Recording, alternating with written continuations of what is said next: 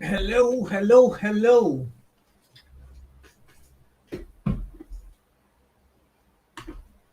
We are online right now. We are live.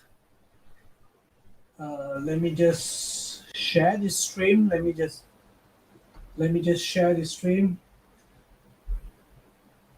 Myself yet. Hi, Annie. We are live, Annie. Are you sure we are live? Yes, we are live, Annie. I Uh, don't see myself live.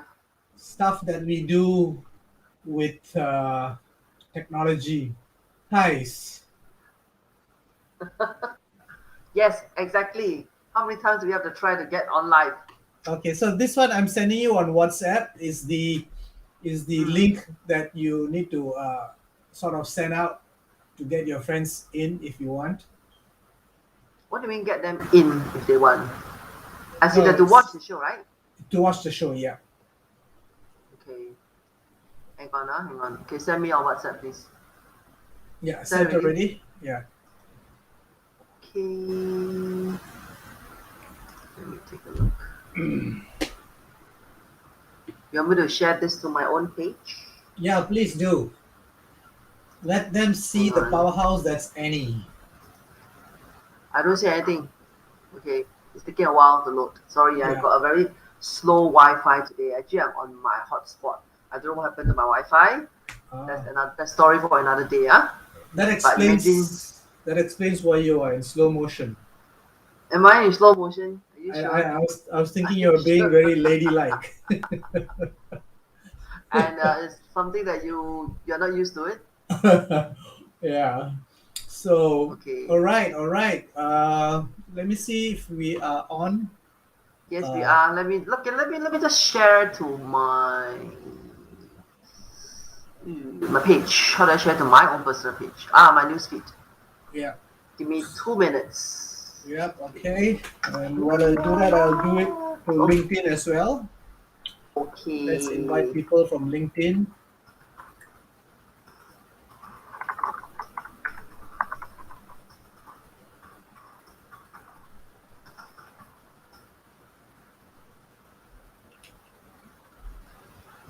Okay.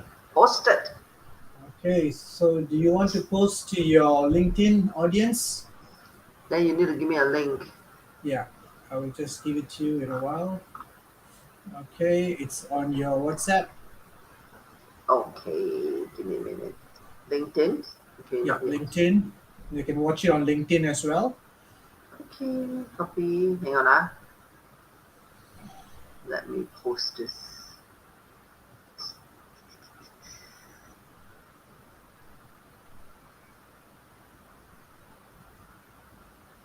Yeah, I see us on LinkedIn as well. Hello, crowd.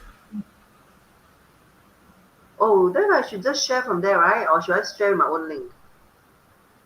Should I use this link? No, use your LinkedIn link that I just gave you, Okay. Okay. and then put it on your post on your My page. live feed. Live feed, yeah. Is Okay, and cool. So we are on live. So technology. Actually, what happened was over the 7 days we have been preparing this, mm-hmm. uh, and as soon as we are trying to go live, something horrible happens. Hi, Hannah. How are you, Hannah? Hannah is online. Oh, really? She's on Where's Facebook. Hannah? Yeah, you can see it on. Ah, Yeah, hi, Hannah. I look different, Hannah. Yes. Outside different, how inside still the same. Uh, how are you, Hannah? Hope you're keeping well. how come I don't see the comments? It's on the chat. You can see on the chat. You go. I think right now you're on private. Go to stream chat on the left. So it doesn't appear on the chat on Facebook. It should appear. Okay, But maybe mine is not. Okay, it's okay, no yeah, worries. so if I do this, Hannah is will be Hannah's chat will be the main frame. Can you see it on your PC on the bottom Oh left. yes, yes. Harry, you look very different. He Yes. just came out from a cave, lah. uh, we'll give it's already actually what's the time now, 8:07, 5 minutes past. Yes. Okay. We're late. So Oh, if this is event, we are yeah, late. yeah, we are late, and I'm here stuck with a event guru, so I am really ashamed. Oh, Well, Hannah, but what? such thing happens, right? But such things happen, right? Yeah, so here today we are about to learn. That probably be one of the questions that I will ask you later. What happens when boo boo happens during the event? Uh, I'll tell you later. yeah. Hi, mom with a broken hand, Hannah. I hope she is Yes. recovering. Okay, Yeah, nothing the too mom serious. fell. The mom Oh, fell. Some chicak fell on her arm, so she fell. oh, Yeah. opoyot, opoyot, opoyot. Oh yeah, happy Pongo. Oh, thanks.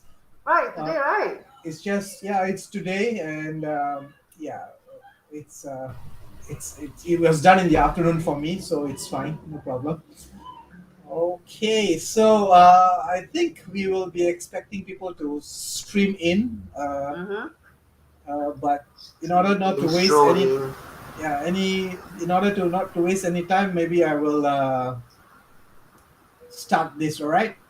Sure. We're late Okay. anyway. If I'm Yeah. fine, I'll be very angry. Yeah. Yeah. Yeah. Okay. So, hi everyone. Welcome to the Trusted Industry Expert Interview Series. Okay, today's interview title is How to Plan a Power Packed Event Using a Simple 6A Framework.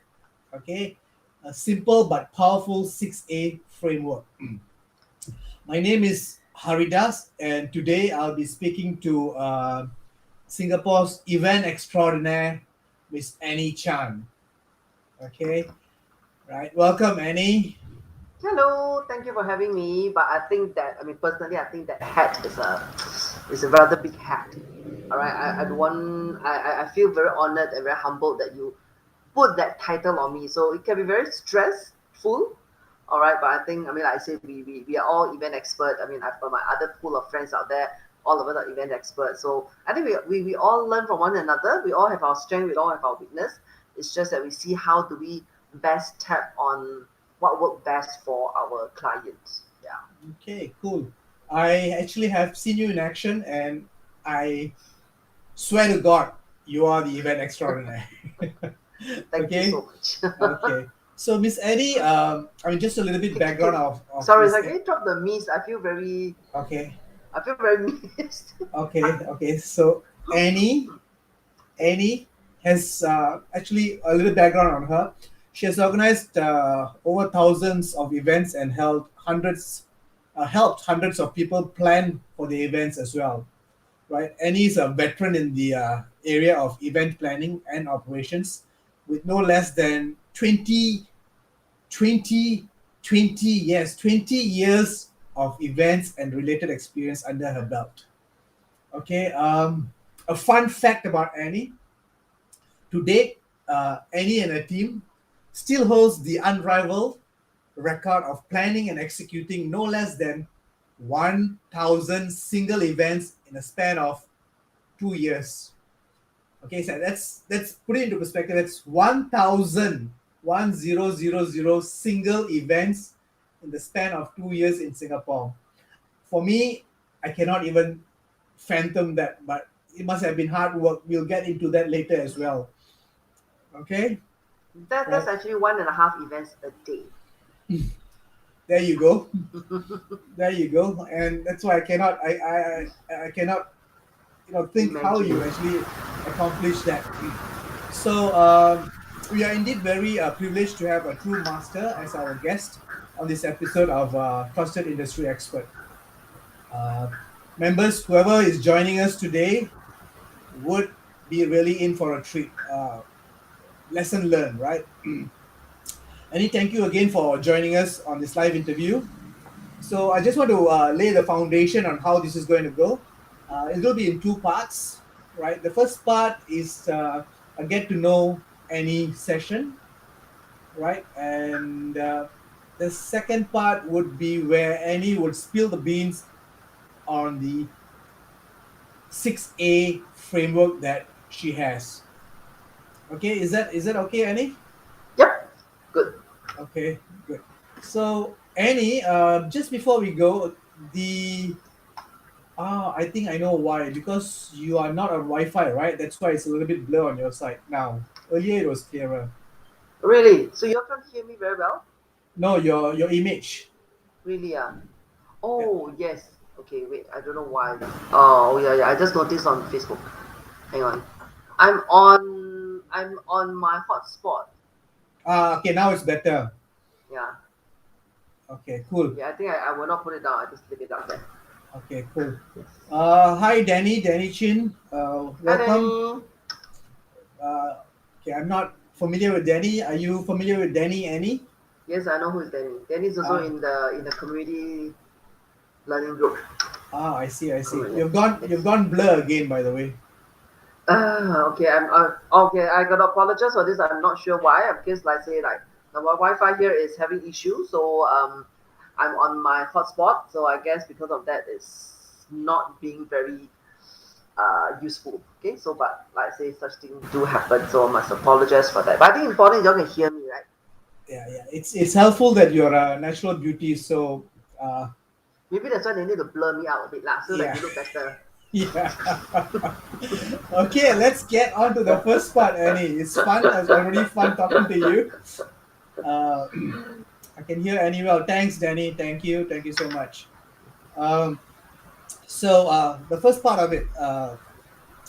When did you tell us? When did you get started in this whole event planning thing, making it as a How I career? first became okay. Actually, to be very honest, right?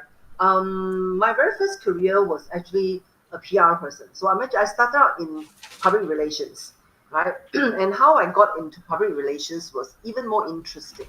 My very first boss was looking for an event executive. No, a PR executive, and her last few executive couldn't last for a very simple reason because of where the office was located.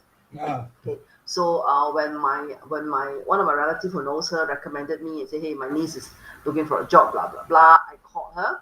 I then the first question she asked me, "Okay, you know where our office is?" I said, "Yes." "How long does it take for you to come to work every day?" So I say, okay, minus the waiting time, 10 minutes bus ride. She said, "Okay, then you come in for the interview." So that's how I got the interview. So I went there. She just asked me that few 1, 2 question. Or do you think you want to do events? Do you want to do this? I'm like, okay. I mean, I'm just fresh out of poly, so yeah, why not? She said, okay. So when do you start work? Monday. That's how I got my first job. okay, that's interesting. So actually, I'm trained as a PR person first. She trained me as a PR person, so I learned the tricks about PR, how to write press releases, and so on and so forth. All right, so and then from there, because in PR we also run events, we run press conferences, we create events for special product launch and all that. So that's how I got into events. So that's like more than 20 over years ago. Okay, so that was I think a fresh out of poly would mean that you were 18. I was 21 because I went to the junior college first. So Okay, about 20, okay. 21, there about. Are you trying to find out how young I The audience would love to know that. I think the members here. Okay. So I mean, so when did you actually change into events? I don't know, when we do PR, we were already doing events because we organized press conference, right? Then we organized like new product launch. So we were already doing it. But I would say maybe about 2 years into it, then I moved into more events. And then along the way, I had a chance to try mainstream advertising, which I didn't like it. Then I went back to events. Mm. So yeah, so I would say that I kind of like move around PR, advertising, events about maybe a good 5, 6 years. Then I went stay on in events thereafter. So 5 to 6 years, you were gaining experiences doing PR and events, and I also understand that you have a company called Red Box Event. Yeah, yeah. When did that start, and how did it start? Oh, that started only in 2003. So I actually had a burnout. To be very honest, I after about a good 10 years in events, I actually burned out. and I quit the company I was working, and I actually went into financial planning for a year, enjoying only the coffee and the tea and the chit chat session. All right, not quite enjoying the actual work. So after a year, I said no, that's not for me, and then that's where I returned to events industry, and I stuck on since then. So 2003, I had a chance to start Red Box Events by chance, because the company that I was working for, they decided to shift their focus into sound, light, and video, right? So they decided that the events department were to be removed, and me and my business partner, no, me and my colleague, which ended up being my business partner, then we spoke to our bosses and said, hey, why like that? And then we were like, huh, then what are we gonna do? So it was just out of fun. We just said, hey, why don't we just start our own company? All right, and our bosses then say that, sure, if you're interested, take all the clients. Oh, So, nice. that's how we started, and they, of course, they also being in the sound like video industry, they basically supported us for the sound like video. So Oh, I would say that we had an easy start in that sense. oh, okay. I mean, that you Mm. should have to take over a department and make it a business. You must have had some business acumen. You must have had that foresight to say it's going to be successful, or was it purely passion driven?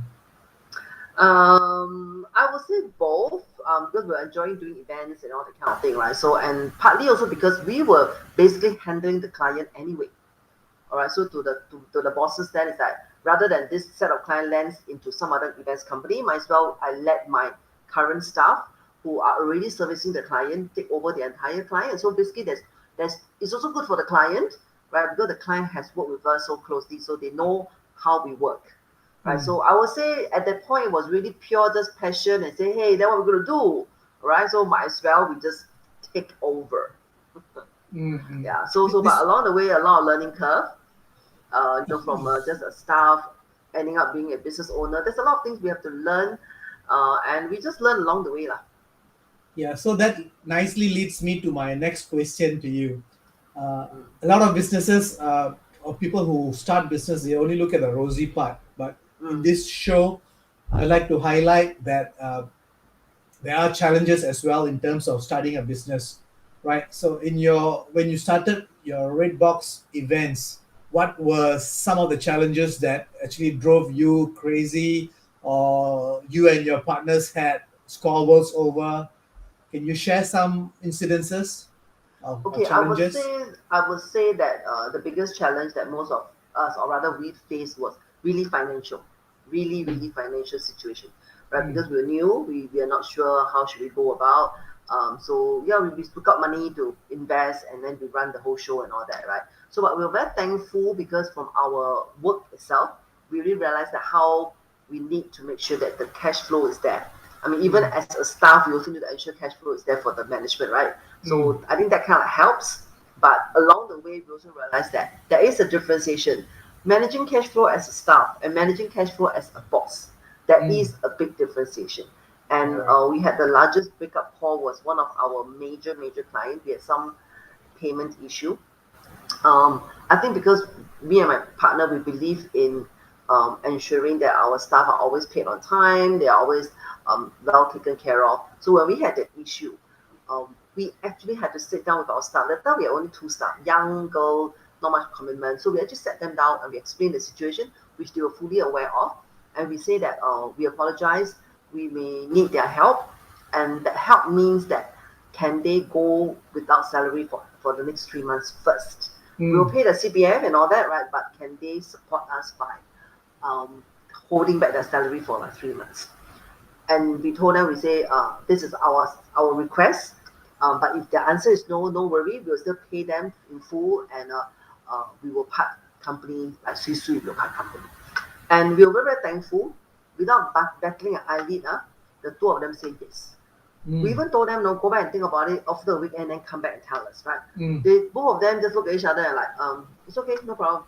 mm. So we're very thankful when we managed to sort out all the payment and all that, right? We paid them all in full, including bonuses we gave them. We even brought them to Bangkok for a shopping trip, all expense paid. So Oh, nice. We're very thankful because I think we always believe in, like, not holding back our suppliers' payment. not holding back our staff payment, because at the end of Mm. the day, people work, people deliver what they have to do. Is the least we could do. We're going to make sure we pay them. Mm. All right. So I think that's one of the biggest things, and also one of the challenge. So me and my partner, we literally went without like salary because we had to make sure that they get paid first. Ah, nice. I Yeah. mean, at that young age, you're already talking about cash flow, right? I'm quite sure you didn't study about cash flow accounting, about business in school, did you? I'm a business. I have business diploma, but no, I Yeah, hated my accounts. yeah. So it's actually hands-on, right? Then you realize, oh, Yes. I got to learn this, Yes. right? So it was very very hands on. I'm not afraid to share that that major project. We nearly went bankrupt.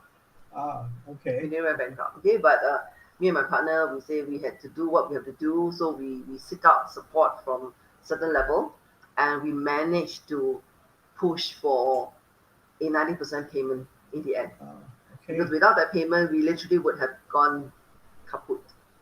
Mm. Yeah. Some So it's a lessons I yeah. some lessons I learned from your story is it's actually, I mean, being a boss, you have to make tough decisions, Yeah, right? of course. As with your two staff, the girls, and then Mm-hmm. sometimes it's actually, if you are a nice boss, if they appreciate you and you be upfront with them, they actually don't mind struggling or joining the strife with you, Correct, right? correct. Right, Yeah, and correct. then But we already told ourselves like we say if they choose to leave, we respect their choice, because at correct, the end of the day, we cannot expect staff to work for free. correct, But I guess correct. because we have always been very prompt, very upfront with them, and they could see us trying to do what we can. So I Yeah. guess we're very, very thankful for that. Yeah. Yeah. And at the end of it, you guys gave them a deserved bonus and a trip Mm, to Bangkok and stuff. So, yeah, yeah, I mean, you correct. guys kept your word. So that's a lesson to learn. And to me, it's not just that. I think even with my partners, the last couple of years, there was some project that payment was also slow and all that kind of thing. I still remember there was one particular project, small amount of money. Client, for some reason, tried to play funk. They want to pay, all right, and the client was not local. The client was overseas, and I was very thankful. One of my carpenter, my regular carpenters and all that, and we've always been prompt. So I told him, I said, hey boss, so sorry, like, I'm still chasing. I know it's 60 days, blah blah blah, right? And he just told me, he said, Annie, I'm not afraid you will run. Pay me when you get the money. Nice, So I nice. believe is the what do you call, I won't say value. I believe it's the way I treated them, the way I handled them, then okay, that the trust has been built. Because I'm the kind that believe even you give me 30 days credit, right? If my client pay me already, it's not even 30 days, I will release payment. Mm, All right, but I have friends who are in the same industry say, hey, why you so silly? Wait lah, 30 days lah. In that 15 days, you could do some other things. I said, what's there for me to do? I still yeah, have to pay. yeah. All right. I said I'd rather release. So I think it's because of my style and this belief. At the end of the day, when I needed help, all right, they are not they do not hesitate to help me. I think that's Okay, important. I think okay. that helped me during COVID. What goes around comes around, good or bad, right? Yeah, correct. So this is one of the things that the audience. In fact, when I heard it first as well, I was very intrigued about the record that you're holding, Why are you right? so intrigued? Yeah. So I mean, for me, it was mind blown, right? So can you maybe share with us about this record that you are holding? Okay, first thing is I'm very, very thankful. I think I thank my lucky stars that we got the contract because the Red Box event was very new at that point in time, and we managed to score this contract with SDU some 10 over years ago. And our SDU would response, mean social development unit, okay. the one that brings singles together. I Okay, see. Okay. there's a separate acronym which I will not say. Okay. Alright, so the contract is a 2-year contract that requires us to pull off 1,000 singles dating event for singles. Singles Okay. will mean of course like the graduate singles and so on and so forth. So when we knew about this contract, we decided to pitch for it. We were just really like saying, yeah, since the business is new, we are pitching for a job, GB, let's just try. I mean, no harm, right? So I would say that we thank our lucky star. I still remember up to now there were 17 contender. All right, and down to I can't remember how many, and finally the client actually wanted us to partner with another company because they felt that it would be stronger. We were opened, but the other company was not quite keen to work with another partner. So, I mean, long and short of it, so in the end, we were very thankful that we got the job. So it's 2 years. And so as you can do the math, right? The requirement is 42 events a month. Oh, And there's certain permutation we need to fulfill. Like you must have X number of event that is for how many people. You must have Y number of event for X number of people, and the duration. So there's so many permutation, all right, that we have to be mindful of. Which means I need to fulfill all permutation. If I miss this one, they have the right to not pay me this, and so on and so forth. wow. Okay, so that was the reason why earlier on I shared about some payment issue, right? Because some numbers didn't cut measure up and all that. So that's why there was all this stress. So it became we literally live, breathe, eat dating events for 2 years. Wow. But it was This fun. this was under Redbox events as well. Yes, it was. Okay. I think you guys are still holding the record. I would think so. I don't think. I think after us, I don't think anyone. I don't think there was any contract that was still requiring for 1,000 events. I'm not sure because I do know that I think some KPI went out, but we're not sure whether did they award the people. So yeah, up to now. So yes. Okay. So I think something I can still brag lah. Yeah. I mean, you have the bragging rights. You have done it. You have lived, breathe, eat, whatever. This record, so it's all yours to keep. Yes.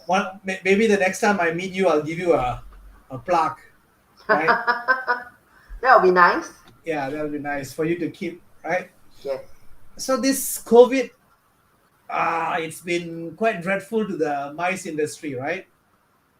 Yeah, very much so. A lot of us, we basically were just saying that the industry COVID just killed the entire industry. At least in 2020 lah. At the start of 2020, yeah. So is it too silly to ask you how you were affected? Okay. Nothing to do with bragging or anything, but I think, firstly, I was really doing not that many events. To be very honest, I was doing more events for my very very regular clients. All right, so I think that kind of helps because I was actually also going into the space of training, training in events, training some other leadership programs and all that. So I think that helps when COVID hit and the events industry kind of died, right? So I think the training kind of sustained me. And then only around end of 2020, then some clients came back and said, hey, I've been here to do virtual events and all that. So then that helps. So I would say that I'm very thankful and that my pivoting to doing events training kind of helped sustain me and all that. Okay. So not so do bad. you think the events industry will be the same pre-COVID kind of thingy soon? Okay, I think to be very honest, right, I don't think we will be able to be really back to the good old days of pre-COVID. Okay, I think in our hearts, all of us want it to be that way. Okay, but I think as of now, as long as events industry, MICE industry is allowed to operate, I think that's the very, very first step. Now there are still a lot of restrictions. For example, we can only do business events, right? We cannot do social events. We're going to do business events, and business events would then mean that dining become a supporting activity. So things such as gala dinner, networking dinner, live entertainment, these are all not allowed at this point. Okay, so it can be a challenge because sometimes you do like a conference event, you want to have all the little networking event, right? So people come, people pay for it. But all these are now on wish list. Okay, Yeah. so that's why we know that 2022 we probably still cannot be as vibrant. Hopefully 2023 and beyond we can start to have a lot more. We know that the government has been doing some large scale event test round to see how it works. Okay, so until and unless that the report comes out and verify that it is possible, we rather just go with the flow. I mean, we have clients that tell us, why like this? Then no fun. That means no fun. That no fun. We say, you tell us there's nothing we can do. Why? Because when I go to the hotel to want to plan an event there, we have to submit an application to STB. STB must approve. I can put down all my lion dance and gombang and whatever, right? Lion that STV is not going to put that stand mark. I can't run my events. Correct. All right. So I say now it's not we who don't want to. It is there are certain regulations that we have to adhere to ensure that we do not create any super spreader and all that kind of thing. Yeah. Yeah. So yes, we are hopeful, but we also need to be patient for it to really reach that level again. And we have to, because why? Singapore needs the event. Correct. It's the backbone, I think, right? Events Correct. and tourism and stuff is the backbone Correct. of Singapore. Yeah. That's right. Yeah. And that's why schools and institutions are still teaching events courses and stuff, right? It's the backbone, right? Yep. So, well, definitely you are an obvious expert when it comes to events planning, right? So you have the 6A framework. Those who are here on the live stream would love to know what the 6A framework is about and how they can use it to probably plan their own events, whatever events that they have, right? So can I charge them for telling you? Charge them a like and a Charge them share. a like. A like and a share. No So problem. I mean, I still remember when we first started our business and I was training the staff, right? I could still remember some of my project managers saying, "Hey, why do you teach them everything?" Okay, so I said, why not to teach? Yeah. They say, hey, you teach them everything, then they run, then then what's going to happen to us and all that. So what I tell them is this. I say it's very simple.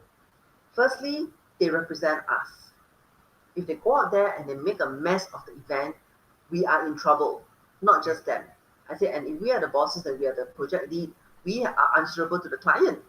All right. So I said, so when we teach them, it's not we cannot go in with the mindset that I'm so fearful. I teach you, I will lose my kung fu. The kung fu master teach his kung fu still with him, right?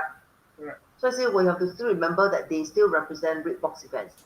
Yeah, I cannot say, oh, I don't care, you go and learn yourself. I just give you half a kung fu. I say that when you go there, you messed up.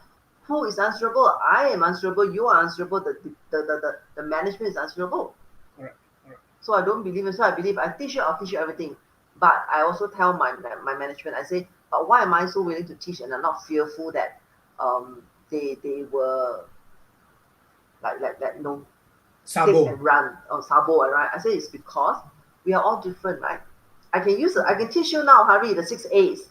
How are you going to execute the 6A and how I'm going to execute the 6A, you can never ever copy. Yeah. Right? The way how I deal with my client and the way how you're going to deal with your client, you can have this framework to give you. How you do it and how I do it will never be the same. Even you're going to shadow me for the next 1 month. You can say, okay, this is how Annie talks. This is how Annie will talk to the client. You think you can copy 100%? The answer is no. No. Yeah, you're right. So I say I can teach you all the framework, but I'm not afraid that you're going to take and run and copy everything because there's no way you can copy my stuff. Correct. So Danny Chin has given you a like. He's made a payment already.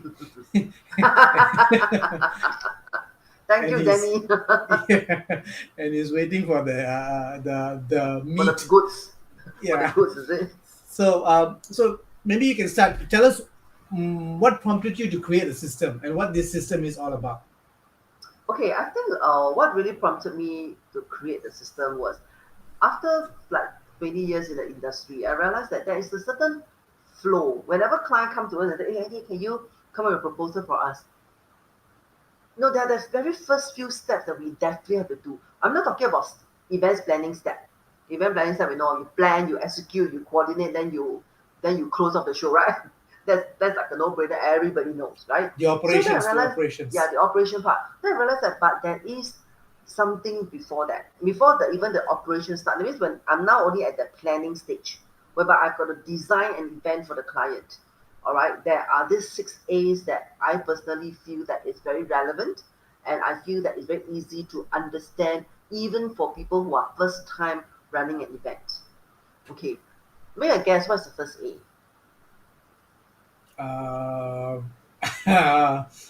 Danny is not in there. Danny, Hannah, anybody wants to make a guess?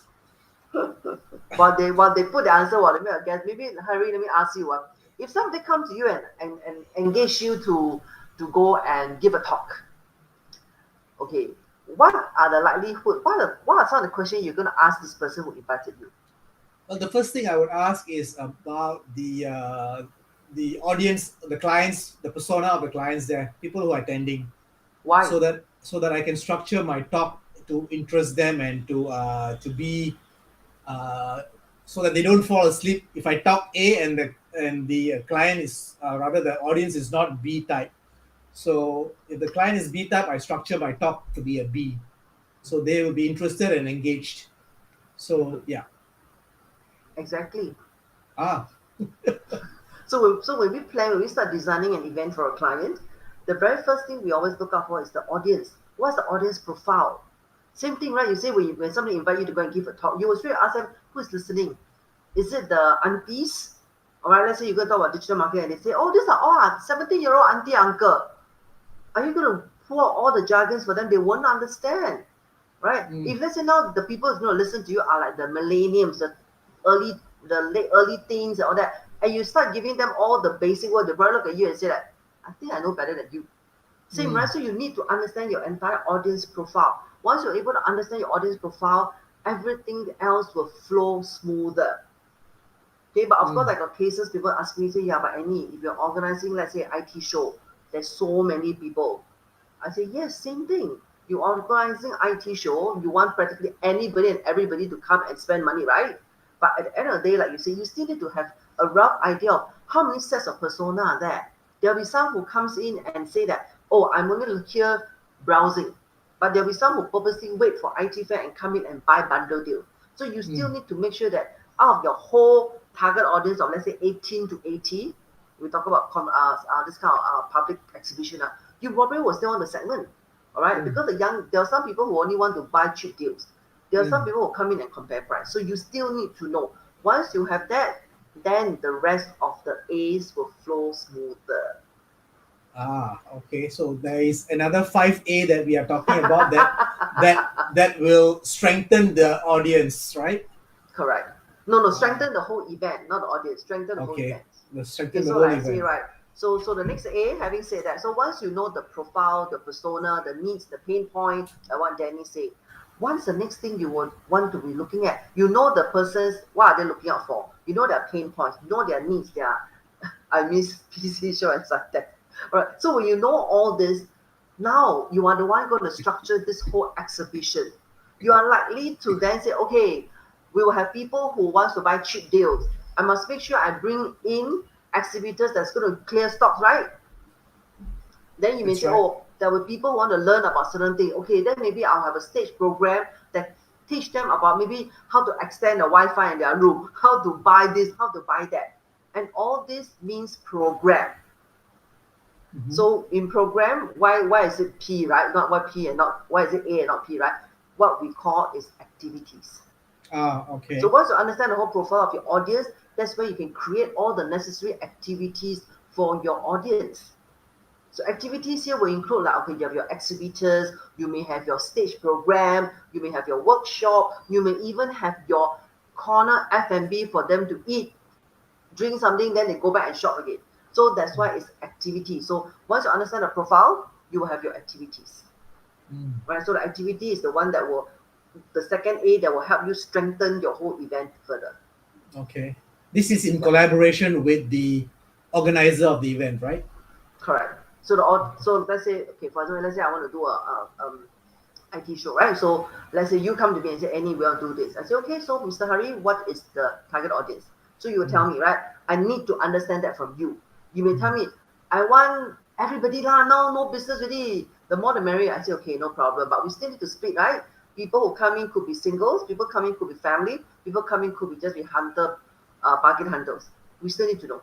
So once we understand that, we'll say, okay, so Mr. Hari, now this is a 4-day event. Let us see what kind of activities can we add in. Let's have mm, 200 booths.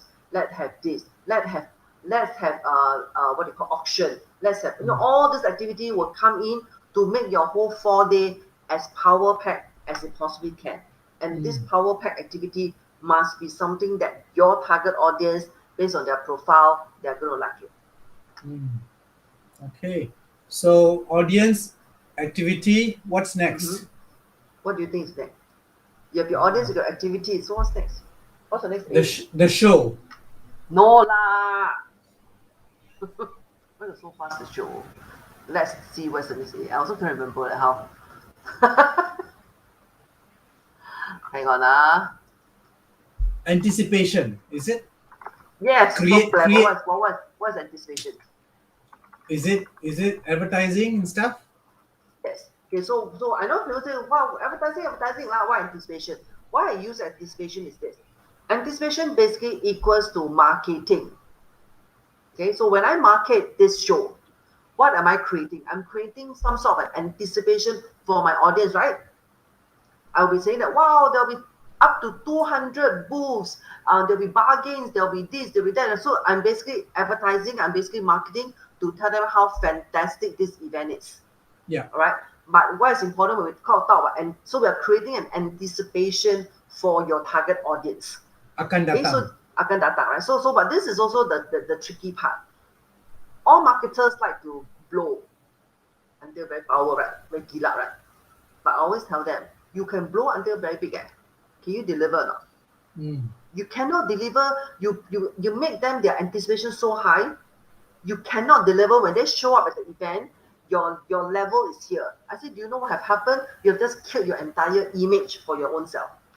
All right. So this is where the chicken and egg is. How much is too much? How much is enough? And how much is too little? So I say, so things like give factual information. If you have 200 booths, you have 200 booths. No need to lie one, right? If you have this, you have that.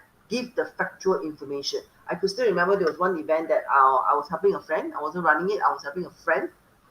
They marketed the event in such a way that there's going to be 200,000, anticipating 200,000 visitors. 4-day event at MBS. You can imagine a 4-day event MBS, 200,000.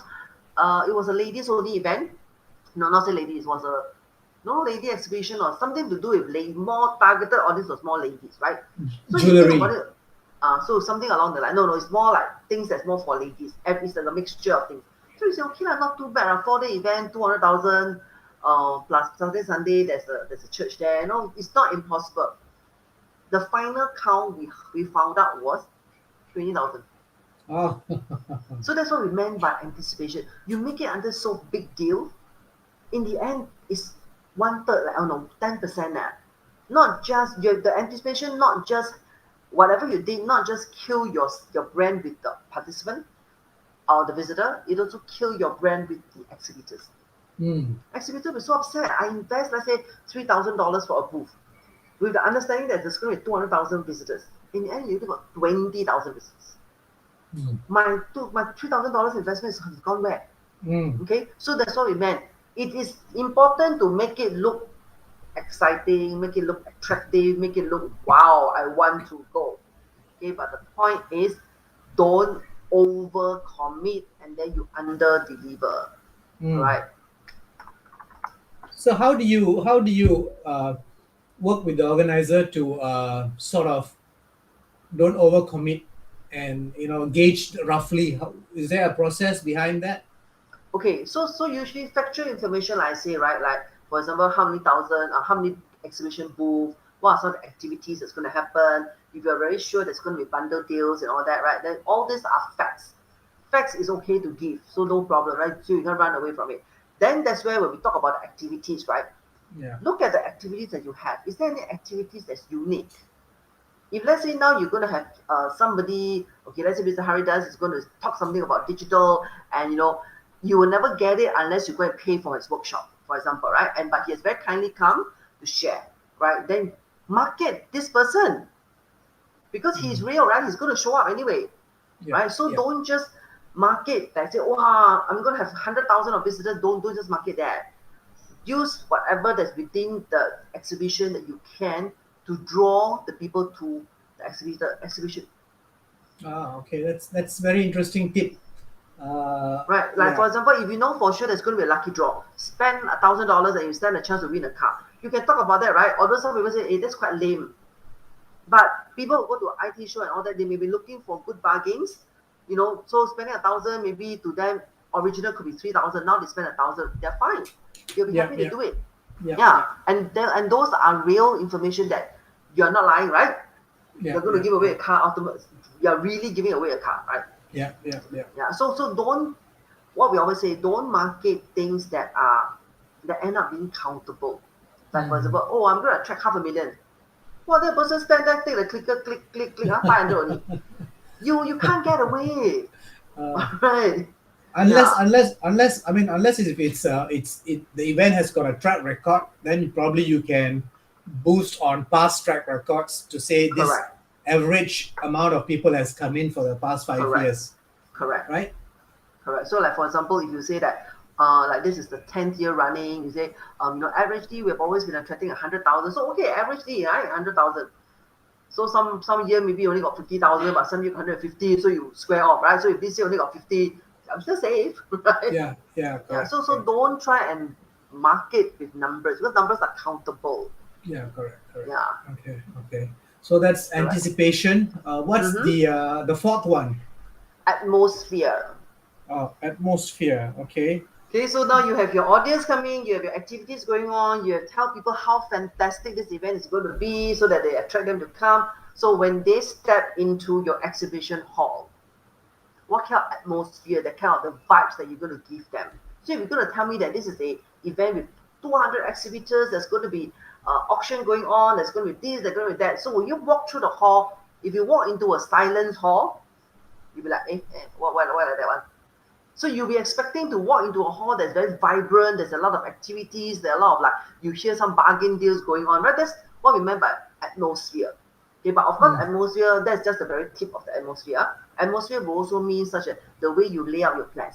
Because atmosphere basically means that how the whole place is set up.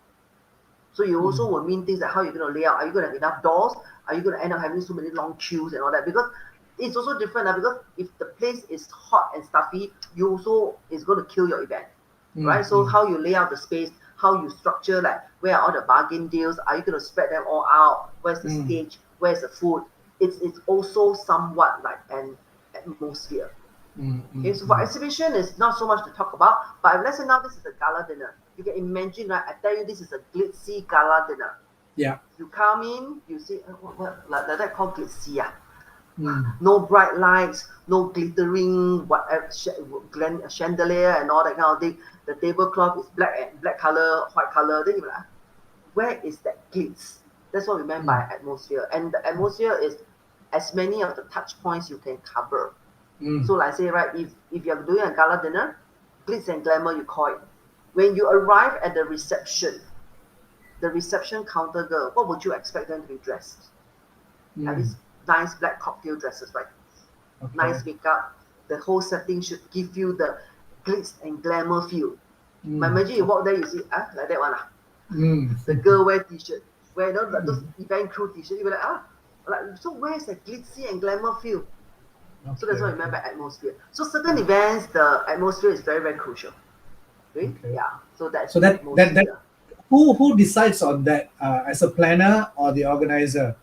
Uh, who decides on the atmosphere?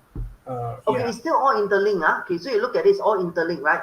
You use whatever you plan, whether it's anticipation, whether it's atmosphere, activity, everything still hinges on your first A. Okay, Audience. so you imagine that your first set is audience, right? You have your 18 to 80. Exhibition, you could have older people who's coming. So you said atmosphere, so you can have your activity, but your activity must also cater to all your audience, right? Your anticipation, if you want to reach to the whole spectrum of your audience, the 70-year-old people may not be looking at your Facebook and IG. They may still be looking at newspaper. Do you have Correct. newspaper ad or not? Right? So you cannot forget. So same thing, atmosphere, you also want to make sure that maybe that's why the way you lay out, there's proper walking path, it's not too narrow, okay, some areas are the quieter area and all that. Because why? Some of these people, when they come, they may not want to have all that loud noise and all that. So you still need to think of your audience. Yeah, so when you create the atmosphere, you still got to think about them. It all boils down to the type of audience you're catering the event to. Yeah, the very first one. Correct. Yeah. Okay. So we've The done next one. atmosphere, and what is the fifth one? The fifth one is appetite. Food. Appetite. Okay, most event, okay, I cannot say all. I would say 90 to 95% of events will have some sort of F&B. Okay. Okay, so of course, an exhibition event, the F&B could just be very simple, a deli at the corner for people who really need to eat, they can just buy all that, right? But there will still be that food component in there. Okay, if let's say now you're doing something different, you're doing a gala dinner, then your F&B, your appetite component could be very, very important. Right, you've got to decide whether it's going to be a 4-course meal, 5-course meal, buffet, Chinese meal, and all that, right? So that will become a bit more crucial. So that's appetite, and appetite can also be based on, again, the overall theme of the event. Let me share this F&B thing with you, right? One of my very first event that I attended, I could still remember. I can't remember which anniversary, but it's the anniversary for Raffles Institution, RI. Okay, so RI corporate color is black, green, and white. Okay, so I can still remember. That's like 20 over years ago. So it's simple, but up till now, I still remember. So what they did was, when we had our event, when we attended the gala dinner and all that, right? Cocktail, they only serve Coca-Cola, Fanta Green, and Sprite, which is the 3 color of their logo. Okay, so that means this is because this is the anniversary for them, right? So what do you play out with? You play out their branding one, right? Okay, so that's their 3 color. So when we had our meal, it was a Western meal, soup. We were served asparagus and barley soup. Then you know the Chinese bak kwa, the black and white, right? So of course, instead of black and white, it was green and cream or white, and they actually had an olive. Okay, so again, it is their color. Okay. And then I think main course, main course, I can't remember, it's just chicken, fish, or whatever. Then again, the dessert was, everybody had a slice of cake. The cake again had that 3 colors. So it's simple, right? It's simple, but it is a constant reminder that this is an RI event. Impactful. It's impactful. I mean, this is like how many years ago? 20 over years, 20 over years ago. And you still remember. So sometimes less is more. You don't have to make under like a dragon or phoenix, and then you cannot deliver. It's as simple as that. So that's appetite. Then of course, appetite also come into play, understanding about diet restrictions and so on and so forth, like whether the person is vegetarian and all that. And when I train my students, I always tell them, when it comes to food, please do not play a fool. See, if the color printout is a bit off, never mind, the eye won't be pain one. But if it's food, the person tell you, I cannot eat this, don't say, it's okay, that's a bit can. No, because the thing goes in, the person collapse there on you, your entire image is gone. So if the person say cannot eat, please don't say ching chai eat. Just say, oh, I'm so sorry, ma'am, and we are not informed of your dietary arrangement. Please tell us what you can eat. So one trick I always tell my students, right? Don't ask them what you cannot eat. Just make it simple. Ask, what can you eat? I still remember there was one incident. A speaker came, then the wife only flew. The wife came, but he didn't tell us. So during lunch, then he said, "Oh, my wife is here." Then we said, "Okay, well, then we thought just join in, right? With buffet, ma." Then he said, "Oh, my wife is a strict vegetarian." So we were asking what can eat, what can I eat. So in the end, the wife does say, "No, I know I'm very last minute. So can you just fry me a plate of bee-hoon?" Just fry. She told us to fry her a plate of bee-hoon, just with carrot and cabbage. No garlic, no egg. I still remember the event was in Suntec City. When we told the kitchen, the chef was like, huh? Put egg lah, put egg. We said no. Okay. She said just this 3, let's give her. Then they're like, but it sounds very sad. We say we don't deny it sounds very sad. But if it makes her happy, and if her stomach is okay for that, just give her. I think you'll just plate nicely lah. Maybe the carrot cut nicer. So when it comes to food, we always say, don't ask what they cannot eat, because sometimes there's too many things they cannot eat. Just straightforward, especially those very strict one. Just straightforward. What can you eat? What can we get for you? They say, oh, just give me a peanut butter sandwich. Give. Don't have to feel bad at the point that, wow, like so sad, right? They are happy. So that's appetite. So appetite, we also have to be mindful lah. Yeah. So I mean, most of the time, when you go for an event, especially weddings and with big F&B, right? You always tend to, people always tend to judge the event by the food that they serve. Is that true? I mean, from your point Okay, of view, have you honestly, heard? Yeah, there are people who will come for event because of the food. yeah. There will be, yeah, definitely one, right? We are just aware, right? So we just need to like work around it. And food is always one thing that is very hard for events company to try to be sustainable. Why do I mean that? If I've got 100 people coming, okay, usually we know caterer will give us about 10% extra. So I can Mm. order maybe 90 portions. But what if in the end I have only 80 who came? I still would have lost and wasted 15, 20 packs of food. Mm. So I always tell my learner, now the whole world is going about talking about sustainability and all that, right? But we in the events industry, we know it's tough. Not that we Mm. don't want to. So if you're Mm. under cater, then how? So embarrassed, right? Like people, no more already. Then Mm. how? Mm. So in this kind of cases, suddenly you have no choice but to just go on what we call the norm. If you have 1,000 people, you can order maybe about 800 because you get 10% more, right? So these are the things that we learn along the way, and we will always see wastage. Mm. Okay, if somebody come to you and say that I can give you 100% no wastage, I won't say you don't trust the person. I will say that show me. Mm.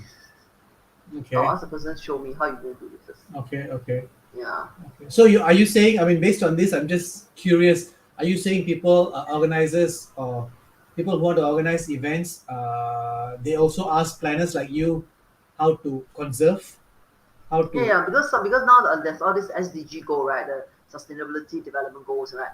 So some company they will want to like say, oh, I want to make my event more green. I want to have this, I want to have that, and all that. We say, yeah, sure, we can do for you. There are like things such as we call it green meetings. Green meetings means your entire event you try to ensure as much sustainability as you can. Like for example, we don't give you bottled drink. All the drinks are dispensable at the back. We don't give you the pencil, the paper, everything's at the back. You take based on need spaces. Okay, write down even to if the room takes only an hour to cool down, and the event's at 9 o'clock, the hotel will only on the aircon at 8 o'clock. Okay, so they conserve energy in the kind of sense. And even the menu, they will offer you, they call it green menu. Okay, the green menu doesn't mean it's vegetarian. Okay, green menu basically means that the ingredients that you use, the vegetable, the chicken, the fish, come from a source that is as near as possible to Singapore. So instead of getting from, let's say, Malaysia, you get it from Choa Chu Kang. So Uh, the carbon footprint is lesser. So yes, there are some people, even events company, even client, we try our very best, but sometimes it's just still not possible.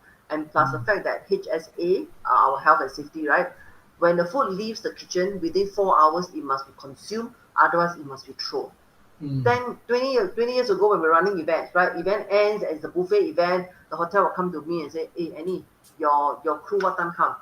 I say, oh, maybe by 11. Okay, I will put aside later. You ask them eat, don't waste food. I say, sure.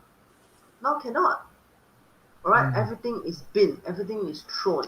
So it's good that actually some hotels, some venue is working with people like Food Bank and all that, right? To ask them to come and collect, like Food Bank, Mm. like that item that is can still be kept to eat one, they'll ask them to can collect. So we minimize. What we can do is we can only minimize as much as we can. Mm. Same thing, Okay. when you do IT show, you look at the amount of flyer that's thrown. Yeah. Yeah. Correct. But can you not print? You can't not print, right? Yeah. Yeah. Yeah. Yeah. So we Okay. will encourage her like, okay, let's say the class say let's print 100,000 pieces. We will say, okay, why don't you print 50 first? But some of them will tell you, print 100,000 is this amount, print 50 is more. If I reprint, I gotta pay more. So at the end of the day, client will give you this kind of comment. So how? Mm. Mm. Mm. Yeah. Okay. So So yeah. So very much that. that does the appetite part. And Yeah. what Last is one, the last one? amenities, right? Amenities, right? So in this case, amenities basically refers to what is the ultimate takeaway that you are creating so that the audience will remember your event and so on and so forth. What happened? Oops, have I lost you? Have you lost me? No, I've not lost you. Don't worry. I'm just You giving you lost the me. limelight. Oh, please. Okay, okay, no problem. Okay, so the last one is amenities. Amenities basically means that what is the ultimate takeaway for your customer? You're very fun, right? You're having fun, right? What's the ultimate takeaway you have for your customer? Yeah. Heard me? Yes. Okay, so example, right?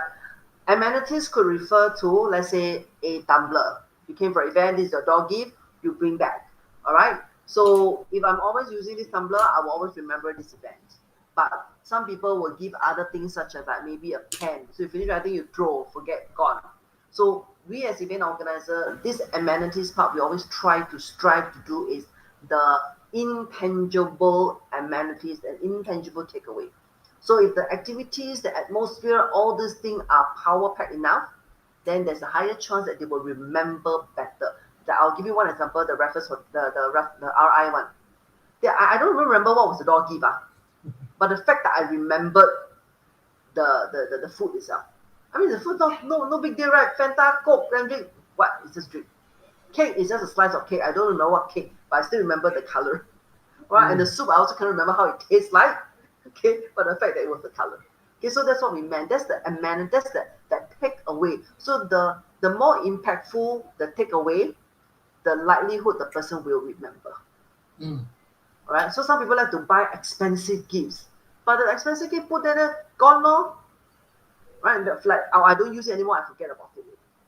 Okay, so that's what we are always looking at. Like, what is that? What is that takeaway? So if the takeaway is, if the intangible takeaway is very strong, very powerful, positive ones, then you know that likelihood when the person hear about this event again, they're like, oh yeah. Last year we had this, so let's go. Yeah. So it's the final takeaway. Is there any tips on selecting a great amenity for an event? Okay, all this actually, to be honest, boils down to what is the ultimate objective of your event. Okay, so Mm. for example, if your event, if let's say we say IT show, is to help your exhibitors, clear off stock, to get them to get good bundle deals and so on and so forth, right? So amenities basically refers to your audience. So if your audience goes there with the kind of mindset, I must have good deals, I want to have great options of bundles, I want to hopefully, win this, win that, blah blah blah, right? So at the end of the day, if they get all this, okay, that means you know that the at least the amenities is there. So it relates back to your objective. What is the objective of your IT show? Mm. Okay. So then example, right? If you talk about gala dinner, what's the objective of gala dinner? Raise funds, create awareness for the charity. Okay. So if your activities, your programs, your entire thing comes together and make your audience sit there and say, wow, I want Mm. to help these people. You have achieved the objective. Mm. So is that So that wow? takeaway will be there. Is that wow creation of wow from the audience the job of the event planner? Yeah, of course. Because it has to be intentional, ma. So okay, let's say now we talk about this charity dinner is to create awareness for, let's say, cancer patient. Okay, so we also got to remember, there's so many charity out there.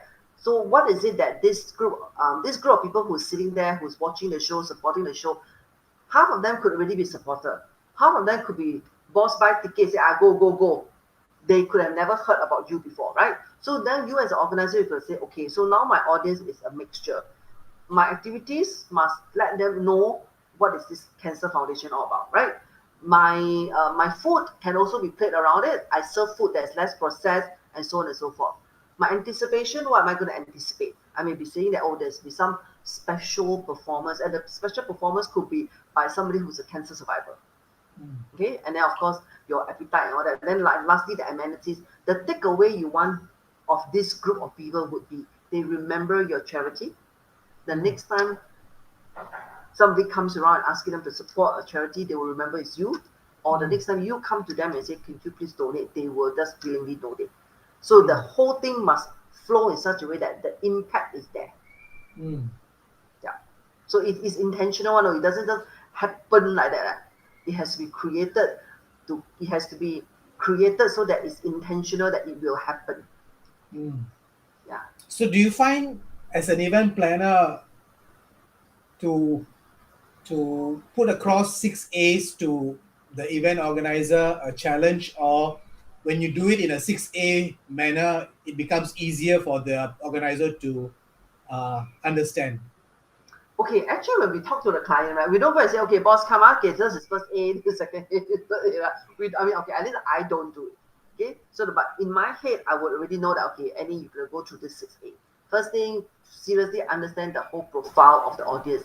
Dig further, and all that kind of thing. But of course, before you start digging that, the very ultimate one is what's the purpose of this event? You'll be surprised some people will come to now during COVID, not so lucky lah. During pre-COVID or the slightly like 10 years ago, their client will come to you and say, hey, I over budget marketing. I got 50,000. Can you just think of an event for me? Have. Now sell them lesser. Okay. So if this is the case, you cannot just take the 50,000 and throw an event, right? You still got to ask your client, okay, this 50,000, what you want to achieve? So they say, yeah, actually the first thing is must spend. Then we say, okay, you want to spend, we hear you. Okay, but what would you want to, what's the, maybe what is some product that you have not showcased? Tell us. And we say, oh, yeah, this mouse, we have never showcased before. Let's do something about it. It's okay. So there's still that minimum objective, right? Then we will say, okay, so mouse, target audience who? This one is quite cheap. We want to target the younger generation. Okay, so young generation. Then everything goes with you.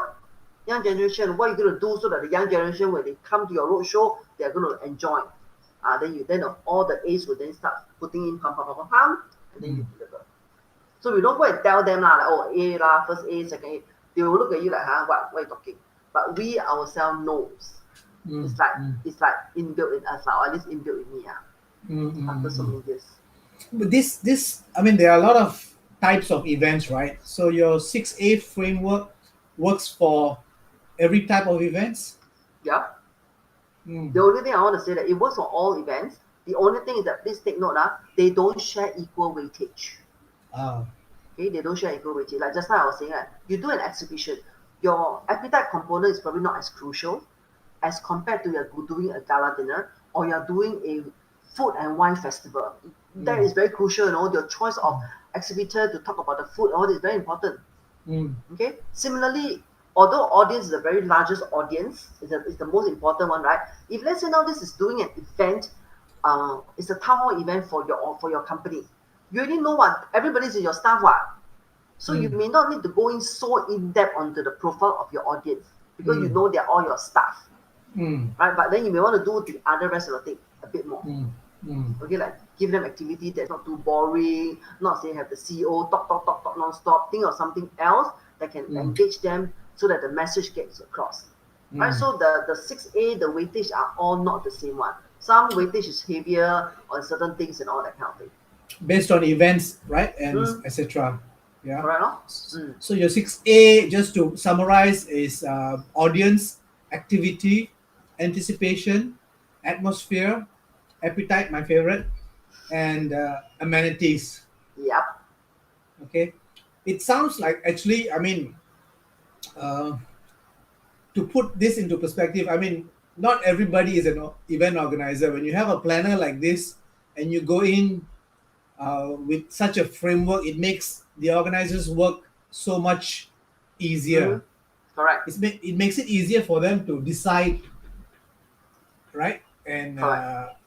So of course, for those who have came for my classes and all that, right, I will tell them so it's okay. I mean, if you are not an event planner like myself, right, it's okay for you to write down. Okay, first thing I must at least understand my audience. So if let's say now you're a secretary, you got to organize things such as the AGMs and all that, which is not uncommon, right? So you ask yourself, okay, who's coming for my AGM, right? Who are the people coming? So so it's okay, right? I'm just saying, okay, I'm not saying that events organizer cannot write down, okay, box 1 is A, this A is can.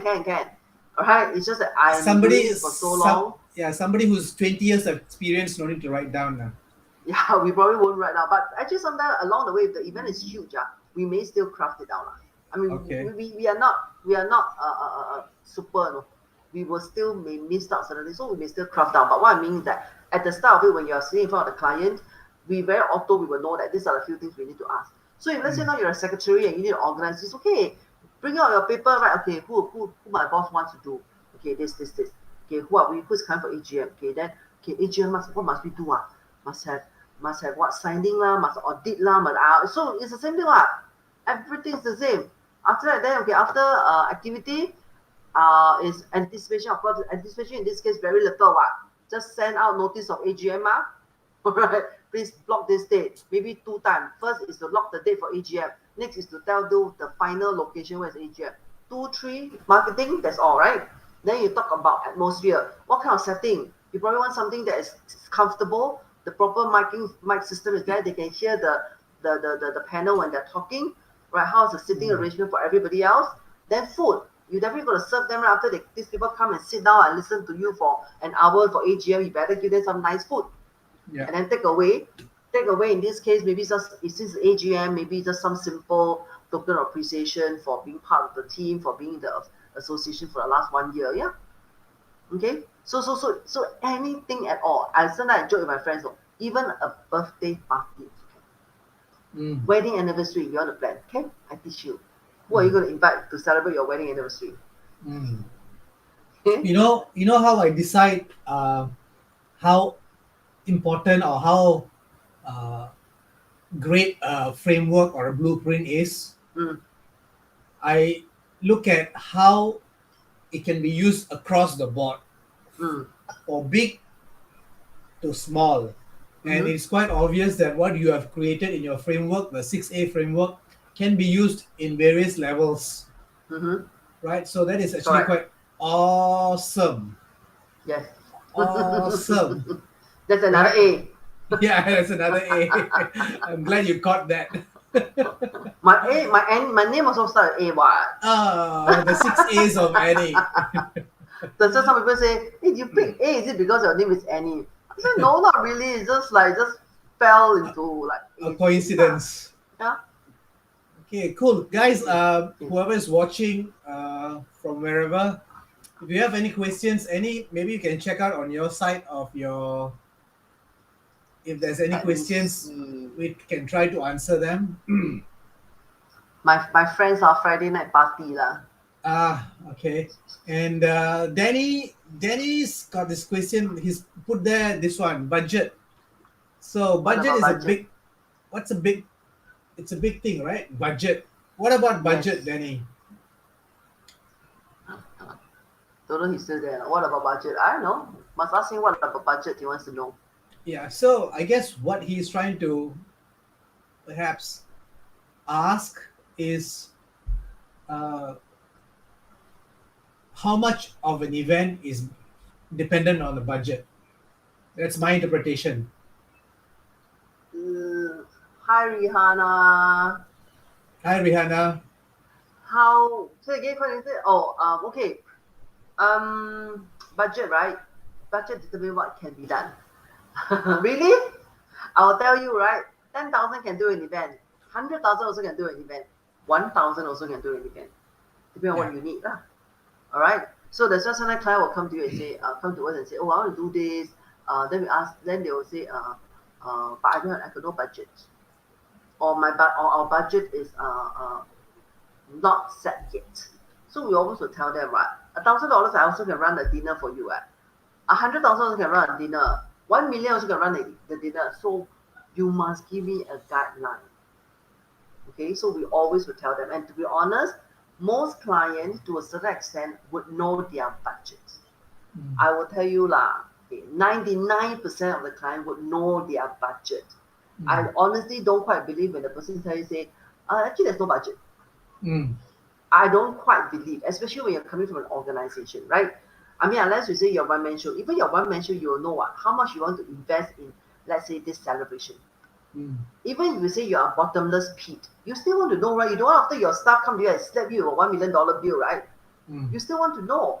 And I always tell my learners and all that, I say, if this is not the first event, especially when it's not inaugural, they confirm will know. If they say, we don't know what's the budget for this year, don't know, then ask them, how much was spent last year? How much was spent the previous year? Just ask 2-3 years ago lah. Then they may say, yeah, but this year different now with COVID, no problem. Let's say 2 years ago they spent $500,000. Now with COVID, you say, okay, you just give a discount yourself slash half, 250,000. Then based on what they're asking you to deliver, do you think 250,000 is something that can be workable or it's not workable? Right? I say even if it's first time inaugural, the marketing person cannot tell you that boss never give budget. You believe? No, I don't believe that. All right. So I'm very sure boss will have give an estimate. Okay, or boss may say, you go and roughly gauge now, you ask around your friends who have done such event, roughly how much. So the person who comes to you will definitely have some numbers in their head. It's just that, see, client being client, they don't want to tell you because why? They scared. They tell you 100,000, you mark down every single cent. Mm. So Yeah. sometimes they will cut back 50,000 only. So okay, you tell me 50,000 can, I'll plan something that's 50,000. Then you get upset. Oh, why just like that only? 50,000 what? Yeah. But the trick is, for all event planner is, the challenge, I won't say trick, the challenge is, how do you make a event that you only want to spend 50,000 looks like 100,000. Ah. So the Okay. client tell you my budget is 100,000. Of course you don't spend all, right? You want to make money, right? So how are you going to make the event that is meant to be 100,000 looks like 100,000, but maybe you only spend 50,000. Ah. You can do Okay. that, you lah. You do that, you make 50,000. All right? Okay. So that's your insider secret. Yes, that one cannot share. I say put makeup on, Huh? right?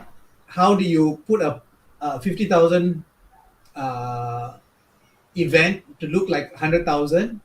It's like how you put a makeup on or a plain girl or a plain person to make them look so beautiful. Yes and no lah. There are different ways to do that, right? Because you see, at the end of the day, you want to. It's the overall experience that the guest wants, right? The guests enjoy themselves and all that, right? And then when they give feedback to the customer will say, "Oh wow, okay, so this event company did a good job. You know, our staff enjoyed it." That's what you want, right? At the end of the day, it is not just you go and brag that you are good. It It's the is the memory and the participant. experience. Yeah, it's the participant that tells you that, hey, wow, hey, this event company versus the last year, wow, hey, this was so much better. Then that's Yeah, where you had the opportunity to have that long-term arrangement with your client. yeah, yeah, yeah. That's very important. Mm. Recurring, events, recurring clients, right? Very important. Make up expensive brand or cheap brand. Uh, I Depends okay, lah. Danny, you have said something about spotlighting. I don't quite No get lah, I it. think just now when I asked like how come I went missing, well, how come you went missing?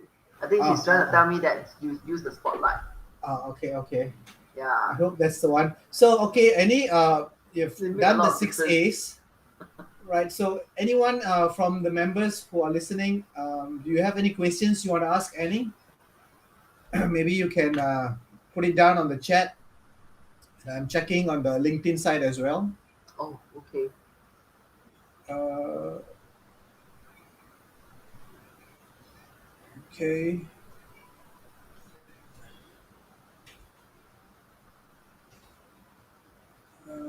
okay.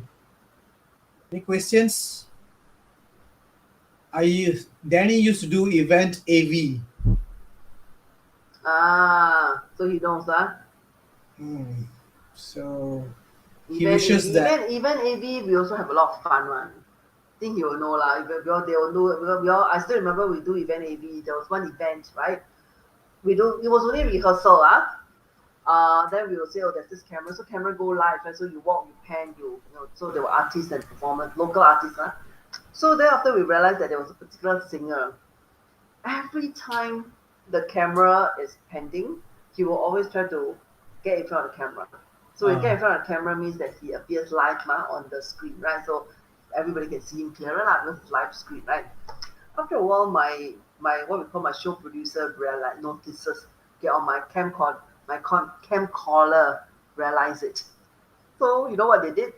Every time the camera is panning, right, then you see he walks, right? The moment he comes into frame, right, our vision mixer will mix to the other camera. okay. So, so one thing I want to share, sometimes tell my client, right, is this.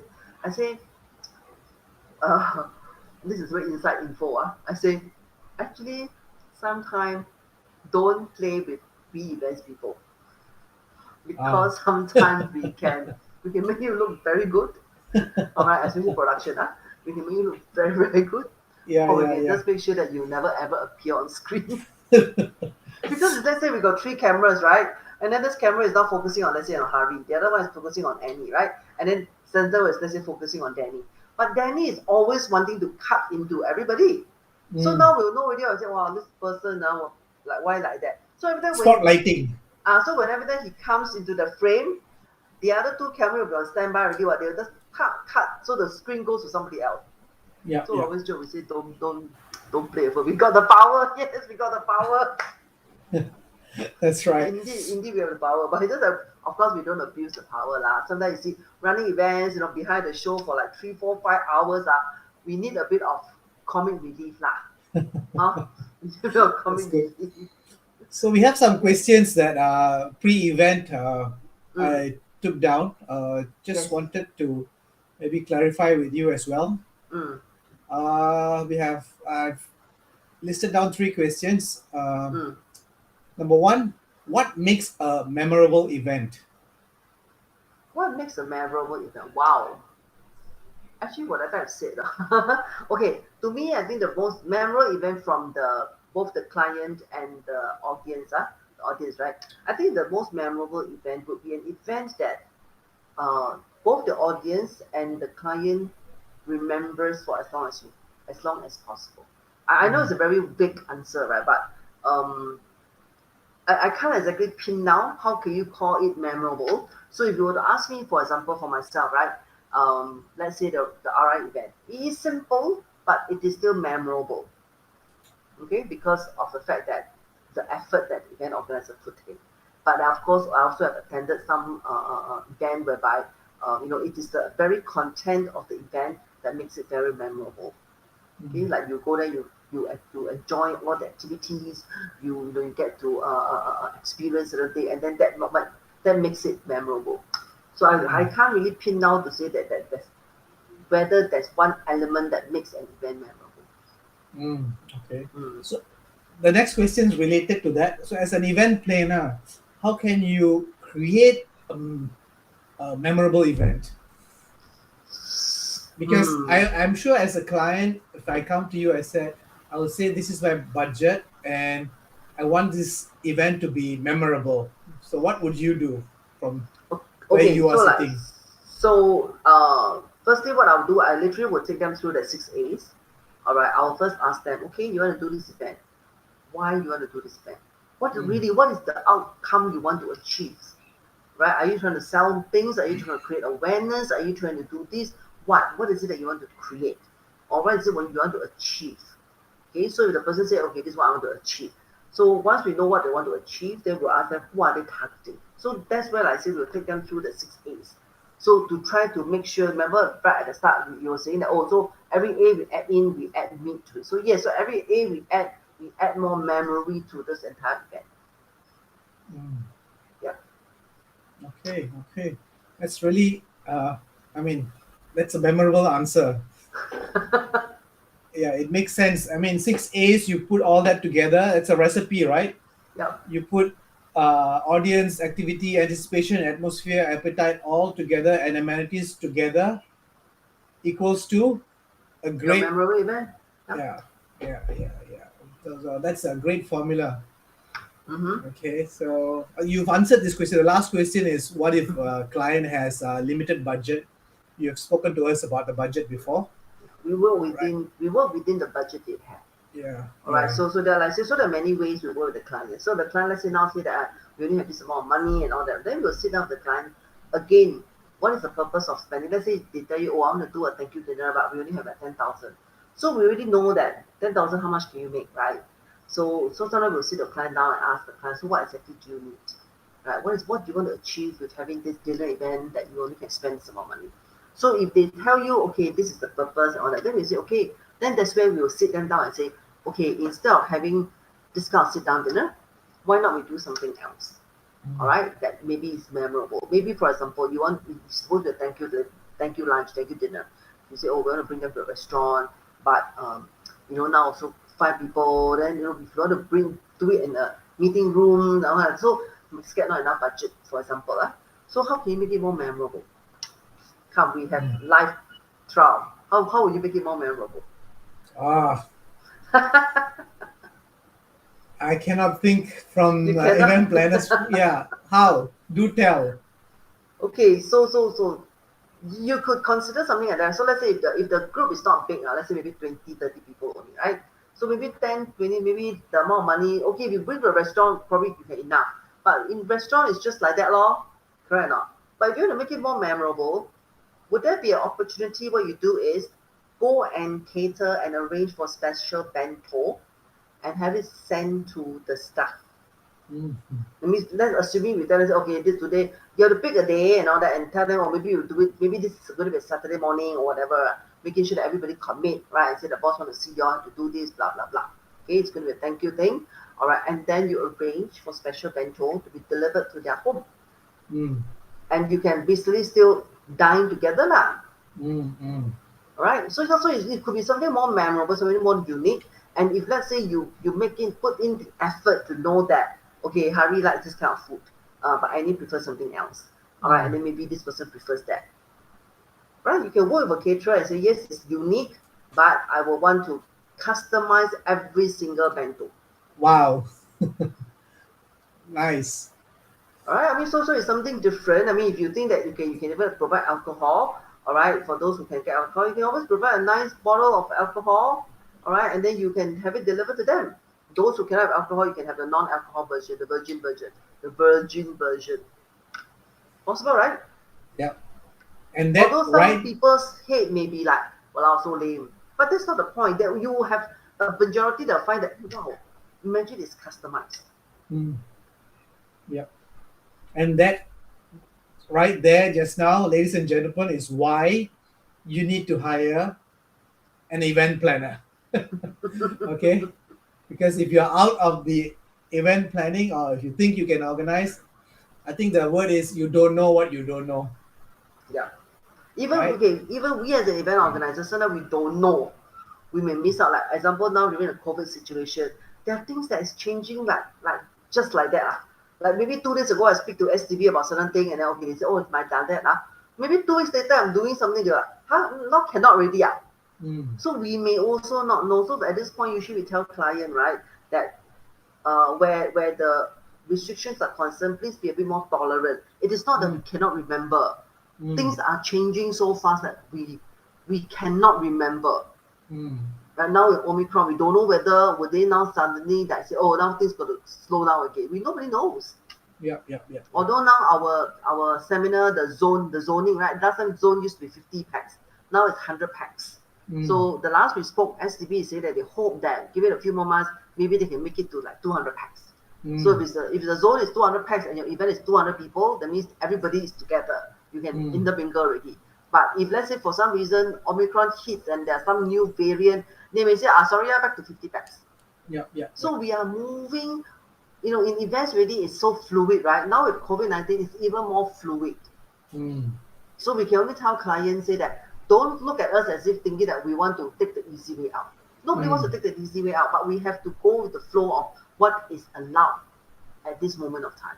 And because a lot of things we want to do is we have to submit to STB for approval. So if STB don't approve, then there's nothing to say already. Correct. I mean, they are the higher authority, right? Yep. Yeah. So Power Pack session, Annie. Thank you so much for sharing See, your that's why I keep 6K. thinking. So powerful. Guys, if you have any questions before we jump to the last segment of the show, this is a time to ask Annie. Just buy her some like and some comments. And Danny already give 1 like, so better give him some bonus. yes. I think you've already given him the bonus More than enough already bonus. as well. Yes. Yes. So, guys, any more questions for Annie? Right? Don't have. It's Friday night lah. Event people all go party. Yeah. So, okay, so I'm quite sure that those who have been on this live event would have gained so much from you, Annie. And thank you so much for sharing so openly. Really appreciate it.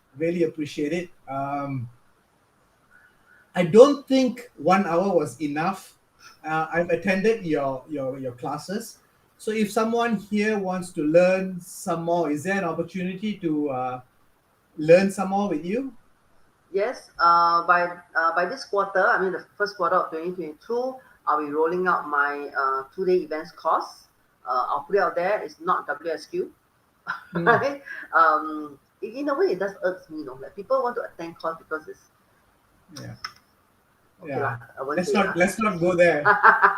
Okay, so I'm going to within this quarter, I'm going to be launching the my 2-day events management course. So of course, I'll be talking about the 6 A's and all that, and on top of it, I'll be sharing in terms of yeah, I will also be covering on how to be more sustainable in running events. Okay, so as I mentioned along just now earlier on, it is I will say it's not possible for us to be 100% sustainable, but as an events planner, how do we make it to the best of our ability and our effort?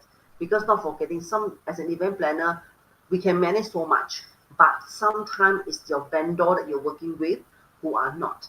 And scarily, sometimes it is the client who don't care. Yeah. I remember there was one event we did for a government body. Yeah? We built 4 to 5 nice standees. You know standees, Yeah. it's like it's like the size of 2 doors or slightly shorter than 2 doors. The width is about the 2 doors, but the height is slightly shorter. Nice laminated with acrylic, so it's okay. It's nice. It cost the client at least $3,000 to fabricate that. Okay, event was for half a day. So what we did was, then we say, hey, actually, the client can bring it back to their office, display it lah, and then say that this is the this is like the milestone for this year, whatever for last year. Can what? Nice one, right? So we told the client, take that lah. We wrap it properly, we deliver, you all can display. The client said, we check, come back to you. True enough, as what we anticipated. The client called the next day and said, boss said throw, Mm. throw. So you see, so as an events person, we try to tell you, let's do this. But sometimes the client will say, no, we got no space. Boss say throw. Throw lor. So in that sense, sometimes I tell our fellow events people, so who is supposed to take that responsibility? Is it us or is it the client? It's not we don't want to be sustainable, no. It's the client who say throw. Mm. Sad, right? 12,000 just Yeah, gone. yeah. So this concept of green meetings is actually very, very, very, very interesting. Actually, I think Mm. you are probably one of the very few training on green meetings in Yeah, Singapore, or maybe, I'll be yeah. incorporating in, all right, to see how to cover about it. Actually, to be very honest, when I told people I'm doing this, some have told me that, oh, are you going to share about are you going to add in about how to organize hybrid meeting, how you going to organize the safe distancing, all that. I always tell them, learn the tools, okay? Understand the 6 A's and whatever. Doesn't matter whether it's physical or hybrid or virtual, it is the same. Mm. All right, it's just that with hybrid, then you got to think your whole anticipation, your whole thing, how is it going to be? Your whole atmosphere, how is it going to be? Like, for example, some people will say that if now this is a virtual event, right? You and I, our camera, like that, actually it cannot pass one, right? Mm. Because our camera, the bulb is all different. So it's not, technically, it's not very professional or not acceptable. Conducive, yeah. It's not conducive. And then like just now because I'm on a hotspot, the thing drops. It is Yeah, not nice. Okay, so yeah. as an event person, I know it's not nice, but I just gotta apologize. Go and scold the telco, not me. So yeah, so these are the things that I will be building in, and so I feel that if you understand the whole framework, doesn't matter virtual, small, large, physical, whatever, is the same. Mm. Mm. What did Danny say? That's actually quite cool. Actually, what Danny said. Use the 6A to make an event that is awesome, amazing, achievement, acclaim, amusing, and accolade. Yes. Yes. Yeah, so it'll be a 2-day event I'll be running. All right, I'll be sharing and all that. And I'm very thankful. Actually, I got one of my clients who is very much into sustainable, green sustainability, right? To support the cause. Mm. Yeah. Okay, that's really So good because yeah. I mean I've attended one of your sessions, your 6A sessions, and I really think I mean that's part of the reason you are here talking to me, because I thought it was really good, and it need to be, people need to know to make their lives easier, as well as if they want to learn from you, they can learn from you. But now you're saying you incorporate green meetings and I think that's really awesome. If people can be educated into making events green, wow, just like food bank, there should be a can be an event bank as well. Mm, mm. So it's a lot of wastage happens in the mice In the industry. mindset, correct, correct. But the things that I say, right, we have to be realistic. If let's say now you're a carpenter, and your client keep telling you, say, hey, Harry, you keep lah, you keep. How big a workshop are you gonna have? Correct, correct, And the client's not going to pay for your workshop space. So at correct. the end of the day, you're going to just what we call hack, trash, and throw. You can't Yeah, help yeah, it. How many what we call warehouse are you gonna rent? Unless correct, you say the correct, client is paying for your warehouse, correct. We need to right? If not, find if not, you can't. something else. Yeah, Yeah, yeah. correct. So How it's, long? it's a lot of issues. It's a lot of things that the whole industry has to look into. Yeah, yeah. And how long is this course going to be? 2 days event, is it? Your course? Yeah, it's going to be a 2-day event. Uh, um, we'll probably be rolling out like maybe we'll probably be starting to market it like within this first quarter lah. Mm, mm, Yeah, mm. just that now I'm finalizing some details so that we can roll it out. Would it be an online event or offline event? Depends, is it? Offline. Okay, I okay, don't like online. okay, I, okay. but of course, we depend on the situation. If there's a need to have it online, we will do it online. Yeah. So how would people connect with you to find out more? They can connect with me via my Facebook, my LinkedIn, no problem. Or you have my WhatsApp, to find me, just text me. All right, yeah. Any Chan, is it? Any your Facebook is Yes, any Chan? any Chuan, you are right. Okay. Or redboxevents.com Yes. Revox Events Private Limited. .com.sg. .com.sg. Okay, so Yeah. those are the places you can connect with her. And I am quite shocked being a record holder. You're not considering holding dating events. Um, Actually, I got people asking me to run dating events and all that, right? And so I told them, I said, I teach y'all lah, you're gonna run. Okay, are you And teaching? I am considering whether I want to teach people how to run dating events. All right. I know people say, oh, so does it fall with the 6A? I say, in a way, yes. But one biggest difference with dating events is your target audience is really very, very crucial. Okay, because think about it, you do corporate event, who's your paymaster? The client.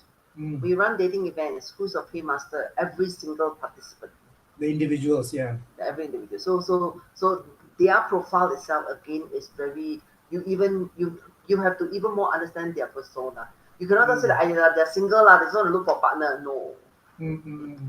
So even more delicate. So you have to understand the profile, then the kind of events you're going to create. That's the activity, right? Then what kind of atmosphere, what kind of how you're going to market it. You cannot market to say that, oh, come attend this event and find your better half. Hello, that's Mm. that wrong. No.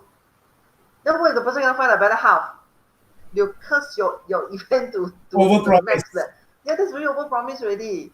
Okay, then the Mm. atmosphere, then what kind of food do you serve, and then what are the amenities. There are a lot more other things that as when you organize dating events, you have to be very mindful of. I even tell some of my other past learners for dating events. I used to train dating events for an ATO, which I won't say which ATO. I even tell them, I said, do you know that the location for your event in terms of parking facilities and all that is also very important. Then Mm. they're like, how, why? I said very simply, right? If the parking there is expensive, you don't want your participant to be like, okay, what time already? What time finish? Because you don't want them to be worried about they have to pay an arm and a leg to attend this event, right? So even simple things like that. Ah, And for makes me, sense. even more particular, there's one more thing that I'm very, very particular. Even my business partner last time said that I'm a bit too anal. All right. It's just if I go to an event, a dating events, or I'm gonna run a dating events at any location, right? Especially F&B outlet. I said if I walk out of that place smelling like that cafe, chances I will not go back. Ah, So I'm probably asking why? I say very simply, let's say now you and I we went and attend this event, okay? And we kind of hit it on well, then we start to go for coffee and all that, right? Then but when we walk out, and then you realize that you kind of smell of that cafe, I say, okay, maybe not everybody is sensitive about it. I say, but to me, I'll be very cautious about it. I'll be wondering whether if I sit at the Starbucks next, right, will the people walk past me, will be wondering, this woman smell like that. I say, I don't like that. So I say, so because of that, sometimes I will tell my learner, make sure you don't do that. I said, because you want everybody to have a nice feeling. You want them to feel good about it, smelling good when they go for maybe a coffee thereafter. So the least you could do is ensure that the place don't smell of, they don't smell of that when they leave the place. I said, unless you say, this event is a teppanyaki dinner, then okay lah, everybody will smell the same. Right? Yeah. So I say, so even to that extent. Okay. Very minute. I mean, I would think that given your expertise and all that, you should run a dating event training as well. If I'm people thinking, want to know, okay, let me think about it. Let me sleep on it. yeah, if people want it, they'll still contact you, right? Yes, contact me at the same place. I Yeah. do believe that the dating event space, the dating events possibly will have space lah. All right. There's definitely still enough players to go around. All right, and I think that's where my bragging right lah. Having done 1,000 events, I think I do know what makes or break a dating event. Yeah. You have a brand for dating as well, right? The Madame N. Yeah. Actually, I've got another one, but never mind. Just go with Madame N. It's good. Yeah. It's really cool. Too many, right? I think I need to streamline. You can have a dating event training. I mean, dating event per se online as well. I think, right, nowadays. Can dating event online can, but no fun nah. You see, dating events sometimes how it works is because you must create events that allow the singles to have opportunity of touch. Virtual event touch, right? How touch. Right? I mean, when we say touch, we don't mean the Yeah, out of context touch. It's like, for example, let's say we do an activity together, we cook together, we do some paint work together. That opportunity of touch sometimes can create that chemistry. Yeah. Okay. So there's a lot of That right things there behind shows you have done more than 1,000 events, right? So you know what you're talking about. Yes. Okay, I think how long have we gone now? We have almost gone. What we started 8, 4, 8, 5, 9, 5. Wow, 1.5 hours. Really. Yes. Any did last Danny say? questions? Last minute questions? They're working with recycling company on how to recycle those props. Yes, Danny. Actually, I was in talks with some of these people before, but somehow things couldn't materialize now. Yeah, we have a couple of us have actually spoke to some of those companies who are very into sustainability. At the end of the day, right, the recycling firm people needs to do, because not everything can be recycled. Right, for example, some of them will tell you, oh, you know the wood, you paint already, right? Sometimes they'll tell you, say it's not, they can't exactly recycle, they need to don't know do what, then they can recycle. So those are extra costs for them. Then like some will say, oh, you know our canvas, right? You print canvas, then you put on as backdrop, right? They'll say, oh, bring to Batam lah. You say, yeah, but now who's going to bring to Batam? And how many of these kind of bags can you do? No, that means you bring the canvas, they bring them to Batam, some of the villages in Batam, they will cut, they will make into bags, into recyclable bag. I see. So we say, but again, you got to make sure the ink that is printed on them doesn't run, and the ink that they use to print is not toxic. Right? I say, so when it's going to be used for this kind of extra cases, right, then we got to ensure that the paint is not toxic. Imagine it's toxic, right, and I made into table runner. Problem, no table placemat. Yeah, it's ingenious, but the table placemat, what if the foot drop and then you don't know that ink is toxic? You know, with even your 3-second rule, you draw it, I never take it. So there's a lot of these other nuances that it's easy to say, oh, let's find a recycling company and do it. Yes, but there's all these other little things. And then when we say we print all these things for events, in our mind, when we print, it's really just for the event purpose. 3 hours, 1 hour, 2 days, 1 week, finish, throw. But if let's say now there's going to be a secondary use for it and all these things come into play, then we have to be a bit more mindful. And all that we're going to, if they say, oh, between toxic and non-toxic paint, 50% more. You tell me, will the client pay? Answer is no. The client don't pay, means you use the normal toxic paint, all right, or not so healthy paint, and that's it. Yeah. Wow, that even that small nugget was fantastic knowledge, Annie. Thanks so much. So you know you owe me teh tarik. Yeah, 10 likes and one tetarik. Okay, so guys, if you Yes. have no questions, I would like to extend a very, very, very big thank you to Miss Annie Chan. Thank you so much for having me on a Yes, Friday night. I should be yeah, having my sake. yeah. So I'm sorry. Thank How you you know? for Maybe inside is right. thank you for taking time and really, I think I learned a lot. I'm quite sure the audience learned a lot. Uh, any last words, Annie, before we shut down the stream? Prata as well. No, don't have. But thank you so much for tuning in. I think this live is going to be around for a while. So for those who have missed it, no worries. I mean, you can always watch it again. All right. So, but I say thank you, Hari, for having me. So for those who have watched on Facebook, on LinkedIn, you can always connect with me on Facebook or LinkedIn. I've actually also shared the show. All right. Feel free to connect with me if you'd like to know more about the course and all that. Right. Just connect with me and. If you represent an organization and you want this to be for your organization, just let me know. I have conducted for organization before, specific for organization. So then we will tweak it, or I will tweak it to suit you a little bit more. Okay. What's your email, Annie? My email, Yeah. Annie. At Do you want to type it or you type it for me? you Can I? I'm typing for you. Okay. ANNIE at ANNIE@redboxevents.com.sg. box events events Yep. Dot dot com dot com sg. You dot want my sg. Facebook? Whatever. Yeah, sure. So Wait, Annie's email is on the chat, guys. Mm, my face. Oh, where do I put? I give it to you. Okay, my Facebook is here. That's my Yeah. Facebook.